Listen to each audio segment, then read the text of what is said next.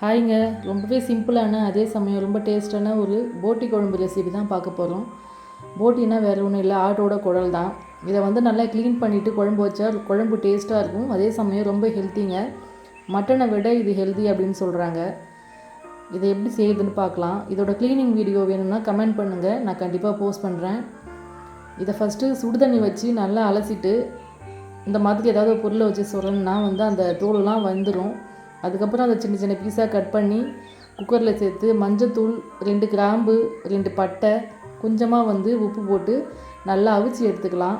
ஒரு 5 விசில் விட்டிங்கன்னா போதும். அதுவே கொஞ்சம் இளம் ஆட்டோடது அப்படின்னு சொன்னால் 2-3 விசிலே வெந்துடும். இப்போ நான் அதை அவிச்சு வச்சுட்டு சைட் பை சைடாக குழம்பு வைக்க ஸ்டார்ட் பண்ணிட்டேன். ஒரு குக்கரை வச்சு அதில் வந்து 2 டேபிள் ஸ்பூன் அளவுக்கு எண்ணெய் சேர்த்துக்கிறேன். நான் கொஞ்சம் நிறைய வைக்கிறதால எண்ணெய் கொஞ்சம் அதிகமாக சேர்த்துருக்கேன். நீங்கள் திட்டமாக வைக்கிற மாதிரினா 1 ஸ்பூன் கூட போதும். இப்போ எண்ணெய் நல்லா காஞ்சதும் 2 நட்சத்திரப்பூ, 2 ஏலக்காய், 4 கிராம்பு, 2 துண்டு பட்டை சேர்த்துக்கலாம். இது கூடவே 2 பிரிஞ்சி இலையும் சேர்த்துட்டு கொஞ்சமாக 1 டேபிள் ஸ்பூன் அளவுக்கு சோம்பு சேர்த்துக்கோங்க. இது எல்லாத்தையும் சேர்த்து நல்லா பொரிஞ்சதுக்கப்புறமா நான் ஒரு 3 பெரிய வெங்காயத்தை வந்து கட் பண்ணி வச்சுருக்கேன். அதையும் வந்து சேர்த்துக்கலாம். என்கிட்ட வந்து பெரிய வெங்காயம் தான் இருக்குது, அதனால் நான் பெரிய வெங்காயம் சேர்த்துருக்கேன். நீங்கள் சின்ன வெங்காயம் வச்சுருந்தீங்கன்னா அது கூட சேர்த்துக்கலாம். டேஸ்ட் இன்னுமே நல்லாயிருக்கும். இப்போ இது எல்லாத்தையும் சேர்த்து நல்லா வதக்கி விட்டுக்கலாம்.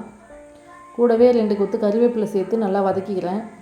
கருவேப்பிலையை எண்ணெய் கூட போடுற போது இருக்கிற டேஸ்ட்டை விட அந்த வெங்காயத்துக்கு அப்புறம் போட்டு பார்த்தீங்கன்னா அந்த ஃப்ளேவர் நல்லாவே இருக்கும். இப்போ இது கூட கொஞ்சமாக வந்து உப்பு சேர்த்துக்கலாம். உப்பு சேர்த்து அதையும் வந்து நல்லா வதக்கி வைக்கோங்க. வெங்காயம் வந்து நல்லா வதங்கட்டும். இப்போ பாருங்கள், ஒரு 5 நிமிஷம் வதக்கினேன். வெங்காயம் ஓரளவுக்கு வதங்கிடுச்சு. இந்த ஸ்டேஜில் நம்ம வந்து இஞ்சி பூண்டு பேஸ்ட்டு சேர்த்து அதையும் வதக்கிக்கலாம். நான் வீட்டிலே ரெடி பண்ண இஞ்சி பூண்டு பேஸ்ட்டு தான் வந்து 2 டேபிள் ஸ்பூன் அளவுக்கு சேர்த்துக்கிறேன்.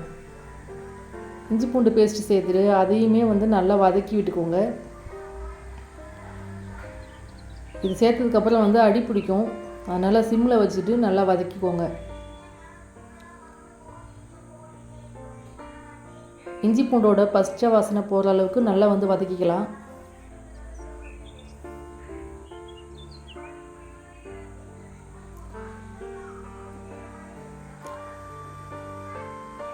அவ்வளோதான், இஞ்சி பூண்டு வாசனை நல்லா போயிடுச்சு. இப்போ ஒரு 2 மீடியம் சைஸ் தக்காளியை கட் பண்ணி வச்சுருக்கேன், அதையும் சேர்த்துக்கலாம். தக்காளியும் சேர்த்து நல்லா வதக்கி விட்டுக்கலாம். இந்த தக்காளி நல்லா குழஞ்சி வதங்கி வரணும், அது வரைக்கும் நல்லா வந்து வதக்கிக்கலாம். ஒரு 5 நிமிஷம் வதக்கினா போதும், தக்காளி நல்லா மசிஞ்சு வந்துடும். இப்போ பாருங்கள், ஒரு 5 நிமிஷத்துலேயே நல்லா தக்காளி வந்து குழஞ்சி வெந்து வந்துட்டுருக்கு. இப்போ நான் 2 உருளைக்கிழங்கு வந்து வெட்டி வச்சுருக்கேன், அதையும் கொட்டி வதக்கிக்கிறேன். உருளைக்கிழங்கு வந்து ஆப்ஷனல் தான், உங்களுக்கு பிடிக்கணும் சேர்த்துக்கலாம், இல்லைனா வேணாம். உருளைக்கிழங்கு அதிகமாக வதங்க வேணாம், சும்மா 2 வதக்கிட்டு நம்ம அடுத்ததாக போட்டியை சேர்த்துக்கலாம்.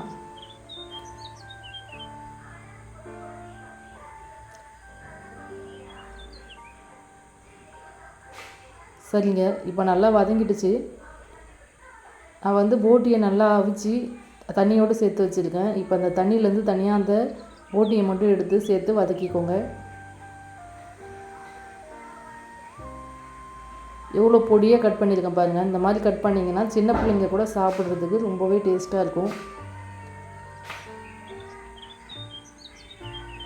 அந்த போட்டியெல்லாம் சேர்த்து நல்லா வதக்கி விட்டுக்கலாங்க.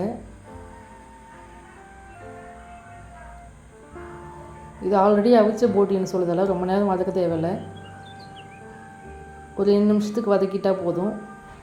அடுத்ததான் மசாலா பொடி சேர்க்க ஆரம்பிச்சிடலாம். அடுப்பில் சிம்மில் வச்சுக்கோங்க. நான் ஒரு டேபிள் ஸ்பூன் அளவுக்கு மட்டன் மசாலா சேர்த்துருக்கேன்.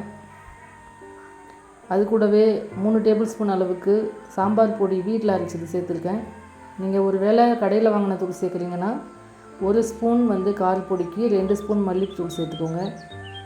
இது வீட்டில் அரைச்சி தான் இருந்தாலும் எனக்கு காரம் அதிகமாக சேர்த்துறது பிடிக்காது, அதனால் நான் கொஞ்சம் மல்லித்தூளும் ஆட் பண்ணியிருக்கேன். இப்போ இது எல்லாத்தையும் சேர்த்து நல்லா வதக்கி விட்டுட்டு லைட்டாக வதங்கினதும் இது கூட தண்ணி சேர்த்து நல்லா வேக விட்டுடலாம். இப்போ மசாலா பொடி வந்து நல்லா வதங்கி வந்துடுச்சு. இந்த நேரத்தில் வந்து நம்ம வேக வச்ச தண்ணியை சேர்த்துடலாம். இதை சேர்த்து நல்லா வந்து கலந்து விட்டுக்கோங்க.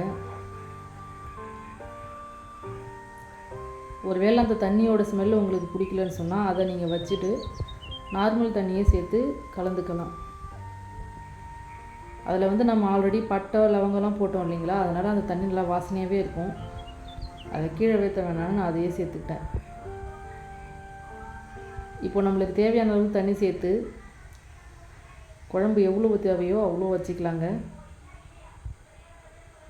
இப்போ பார்க்க தண்ணியாக தான் இருக்கும். லாஸ்ட்டு நம்ம தேங்காய் பேஸ்ட் அரைச்சி ஊற்றுவோம். அப்போ வந்து கன்சிஸ்டன்சி கரெக்டாக ஆகிடும். இப்படி செஞ்சிங்கன்னு சொன்னால் சின்ன பிள்ளைங்க கூட நல்லா விரும்பி சாப்பிடுவாங்க. காரம் இருக்காது, ரொம்பவே டேஸ்ட்டாக இருக்கும் அதே சமயத்தில். இப்போ அந்த ஸ்டேஜில் வந்து உப்பு போட்டுக்கலாம். நம்ம ஆல்ரெடி வதக்கும் போது கொஞ்சமாக உப்பு சேர்த்துருக்கோம் இல்லைங்களா, அதனால் உப்பு செக் பண்ணிவிட்டு திருப்பி வந்து சேர்த்துக்கோங்க. அவ்வளோதான். உப்பு சேர்த்துட்டு ஒரு 20 நிமிஷம் போல் நல்லா கொதிக்க விட்டுறலாம். பாருங்கள், குழம்பு நல்லா கொதிச்சிடுச்சு. இந்த ஸ்டேஜில் ஒரு அரை மூடி தேங்காயும் அது கூட 1 டேபிள் ஸ்பூன் அளவுக்கு பொட்டுக்கடலையும் சேர்த்து அரைச்ச பேஸ்ட்டை வந்து கலந்திங்கன்னு சொன்னால் குழம்பு சூப்பராக ரெடி. பாருங்கள், நான் அந்த பேஸ்ட் ஊற்றுனது எந்த வீடியோ எடுக்கலை. அதுக்கு ஊற்றுனதுக்கப்புறம் இப்படி தான் இருக்கும். இந்த குழம்பு வந்து கட்டியாக இருக்கிறத விட தண்ணியாக இருக்கிறதாங்க டேஸ்ட்டாக இருக்கும் சாப்பிட்றதுக்கு. நீங்கள் ஒருவேளை கிரேவியாக வைக்கிறீங்கன்னு சொன்னால் அதுக்கு நான் தனியாக வீடியோ போடுறேன். இப்போ கொத்தமல்லி இலையை தூவி நல்லா கலந்து விட்டிங்கன்னா டேஸ்டியான போட்டி குழம்பு ரெடி. இது சாதம், தோசை, இட்லி எல்லாத்துக்குமே சூப்பராக இருக்குங்க.